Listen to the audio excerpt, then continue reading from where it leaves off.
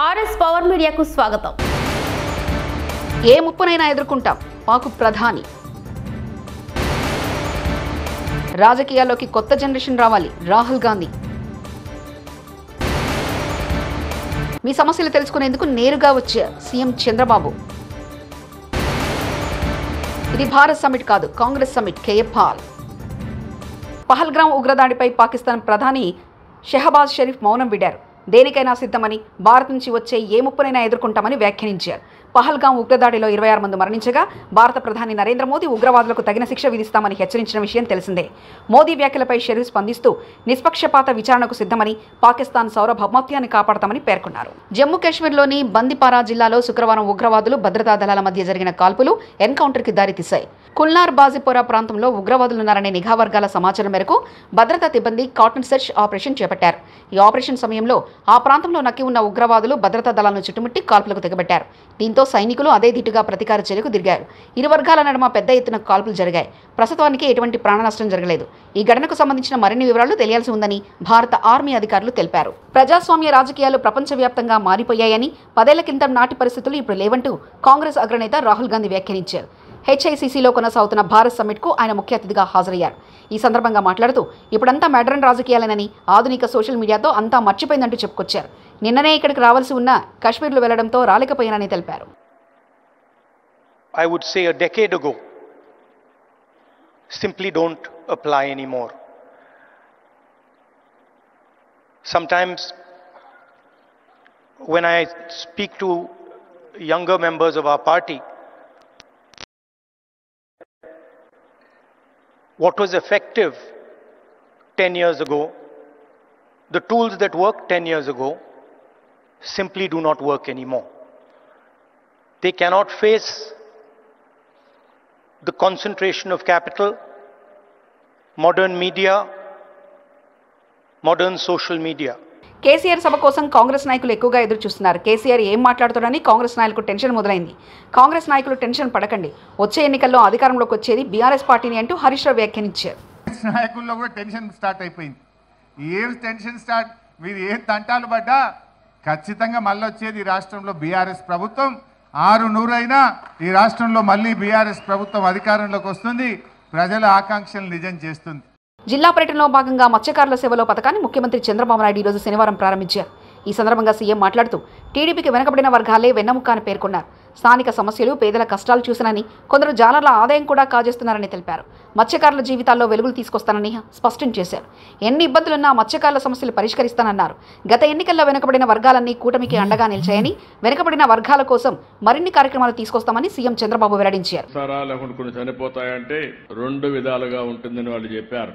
నాకు ఎక్కడైతే పోలీస్ అయితే స్వాగతం పలికాడు, మొట్టమొదటిసారిగా నేను వస్తానే మీ ఊర్లో స్వాగతం పలికింది పోలీస్ స్వాగతం పలికాడు. పోలీస్ ఎట్లయితే బందోబస్తుగా వస్తారో దానికంటే సమర్థవంతంగా అన్ని నాకు ఎక్స్ప్లెయిన్ చేశాడు, మీ సమస్యలన్నీ. అక్కడి నుంచి నేరుగా మీ కష్టాలన్నీ కూడా విన్నాను. ఆ కష్టాలన్నీ విన్న తర్వాత కొంతమంది ఆడబిడ్డలు ఎండు చేపల్ని ఏ విధంగా తయారు చేస్తారో అది కూడా చూశాను. ఎవరైనా చేపలు ఎక్కువగా వచ్చినప్పుడు అవి మిగిలిపోతే ఆ చేపల్ని ఏ విధంగా ఎండబెట్టాలనో ఎండబెట్టి మళ్లీ ఆ చేపలను నెత్తిన పెట్టుకొని గ్రామం పోయి అమ్ముకొని మళ్లీ ఇక్కడికి వస్తున్నారు. వాళ్ళ కష్టాలు చూశాను. అక్కడి నుంచి నేరుగా బోట్ ఏ విధంగా రిపేర్ చేస్తారో పడవలు అది కూడా చూశాను. ఈరోజు చిన్న స్పేర్ పార్ట్స్ కూడా లేకుండా ఎక్కడికో పోయి శ్రీకాకుళం, విశాఖపట్నం పోయి తెచ్చుకునే పరిస్థితి ఉంది. ఇంకో పక్కనే చేపలన్నీ వచ్చినప్పుడు పట్టుకుని తీసుకుని ఎవరైతే అమ్ముతారో అది కూడా చూశాను. వాళ్ళకు కూడా చాలటువంటి ఈ యొక్క ఐస్ బాక్సులు ఉండడం, దానివల్ల కూడా ఇబ్బందులు ఇక్కడ చేసిన తర్వాత ఎక్కడ మార్కెట్లో రేట్. ఏపీలో స్కీములు లేవు కానీ స్కాములు మాత్రం విచ్చలవిడిగా ఉన్నాయంటూ వైఎస్ఆర్సీపీ అధికార ప్రతినిధి పుత్తా శివశంకర్ రెడ్డి మండిపడ్డారు. ఇసుక, మట్టి, లిక్కర్, మైనింగ్, రాజధాని పనుల్లో సైతం అవినీతిని విలేతాండం చేస్తుందన్నారు. ప్రభుత్వంలోని పెద్దలకు, వారి సన్నిహితులకు కారు చౌకగా భూములు కట్టబెట్టేస్తున్నారని ఆగ్రహం వ్యక్తం చేశారు.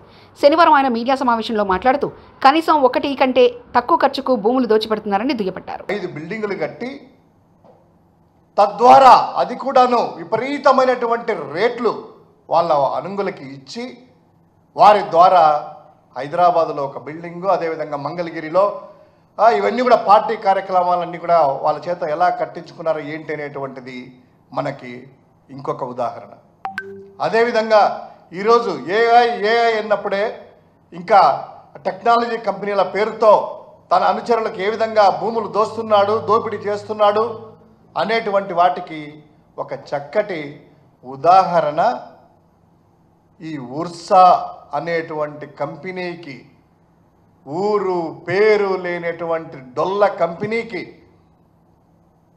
3,000 కోట్ల రూపాయల భూమిని ఎటువంటి అర్హత లేని చిన్న అప్పటికప్పుడు క్రియేట్ చేసిన కంపెనీకి కేటాయించడం చూస్తే ఏ విధంగా అవినీతి విలయతాండవం చేస్తుంది అనేటువంటిది కళ్ళెదుట కనిపిస్తూ ఉంది.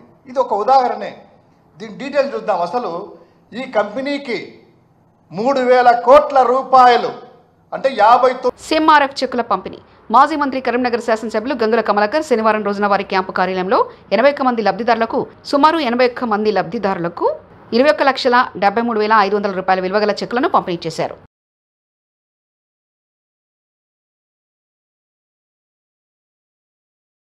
తిరుమలలో భక్తుల రద్దీ భారీగా పెరిగింది. వారాంతం కావడంతో శ్రీవారి దర్శనానికి భక్తులు పోటెత్తారు. పహల్గాం ఉగ్రదాడి ఘటనతో అప్రమత్తమైన పోలీసులు అలిపిరి తనిఖీ కేంద్రం వద్ద క్షుణ్ణంగా తనిఖీలు చేపట్టారు. దీంతో గరుడ కూడలి వరకు వాహనాలు బారులు తీరాయి. భక్తులు గంటల తరబడి వేచి చూడాల్సిన పరిస్థితి నెలకొంది. కోనసీమ జిల్లాకు చెందిన ఫిర్యాది ఒక కంపెనీలో పనిచేయు నిమిత్తం విజయవాడ వచ్చి వెటనరీ కాలనీలోని ఓ హాస్టల్లో ఉంటున్నట్లు, ఈ క్రమంలో 2 నెలల క్రితం ఫిర్యాదునికి లవ్లీ డేటింగ్ యాప్లో చౌదరి అనే వ్యక్తి పరిచయమై తాను విజయవాడ పెద్ద బిజినెస్ చేస్తున్నట్లు, అతనిది విశాఖపట్నం అని చెప్పి కొద్ది రోజుల క్రితం టెలిగ్రామ్ ద్వారా మాట్లాడుకున్నారు. 21/4/2025 తేదీన ఫోన్ చేసి హోటల్కి రమ్మని చెప్పగా మరుసటి రోజు అనగా 22/4/2025 తేదీన వెళ్ళినట్లు, అక్కడ మాట్లాడుకునే సమయంలో బలవంతం చేయాలని ప్రయత్నించగా ప్రతిఘటించినట్లు, ఆ సమయంలో తన జేబులో కత్తిని తీసి బెదిరించి తన వెంటి మీద ఉన్న చైను ఉంగరాలు లాక్కున్నట్లు తెలిపారు.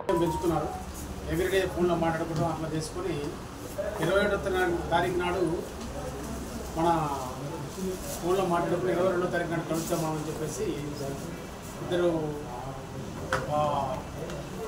డేటింగ్లో భాగంగా ఎం హోటల్ మన హోటల్కి ఆపోజిట్లో రోడ్డుకి ఎదురు పక్క హైవేకి ఎదురు పక్క M5 హోటల్లో రూమ్ నెంబర్ 408 బుక్ చేసుకొని ఈ అమ్మాయిని అక్కడ రమ్మంటంతో ఈ అమ్మాయి కూడా అక్కడికి చెప్పిన దాని ప్రకారం వెళ్ళి ఇద్దరు రూమ్లోకి వెళ్ళి తర్వాత ఇతను ఈ అమ్మాయిని ఇద్దరు కలిసి మాట్లాడుకున్న తర్వాత ఈ అమ్మాయికి కత్తి చూపించి చింతామోహన్ కేంద్ర మాజీ మంత్రి, కాంగ్రెస్ పార్టీ సీనియర్ నాయకులు ప్రెస్ కాన్ఫరెన్స్ నిర్వహించారు.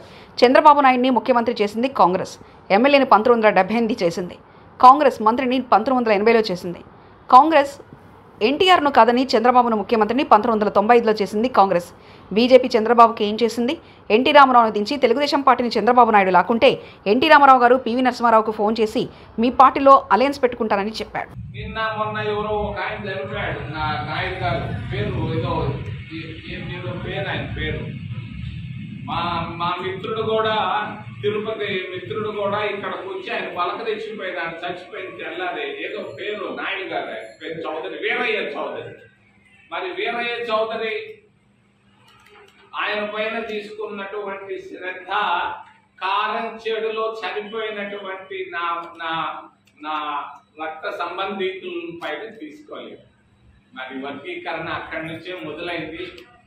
మరి ఎన్టీఆర్ జిల్లా నందు శాంతి భద్రతలు పరిరక్షణ చర్యలో భాగంగా సంఘ వ్యతిరేక శక్తులు, అసాంఘిక కార్యకలాపాలకు పాల్పడే వ్యక్తులు సామాన్య ప్రజానికాన్ని ఇబ్బందులకు గురి చేస్తే వారిని గుర్తించే దిశగా ప్రజలకు మేమున్నామనే భరోసా ఇచ్చేందుకు నగర police commissioner Shri SV Rajasekhar Babu IPS ఆదేశాల మేరకు in charge DCP Shri G Gunnam Ramakrishna, north ACP doctor K Sravanthi Rai, పశ్చిమ zone inspector Shri Krishnamohan, Shri B Venkateswarlu, Shri Lakshminarayana, Kondalarao తదితరులు పాల్గొన్నారు. ఇక్కడ ఇవాళ మార్నింగ్ 5 గంటల నుంచి సుమారు 7:30 వరకు కూడా కార్డినెన్స్ సెర్చ్ ఆపరేషన్ నిర్వహించడం జరిగింది.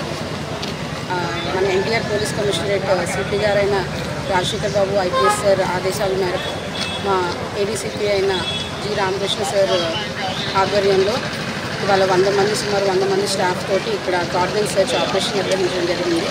దీంట్లో మనకి iris Bharat summit total disaster. Revanth Reddy 100 కోట్లు పెట్టి భారత్ సమ్మిట్ సదస్సు నిర్వహిస్తే ఒక ప్రపంచ నాయకుడు రాలేదు. ఇది భారత్ సమ్మిట్ కాదు, కాంగ్రెస్ సమ్మిట్.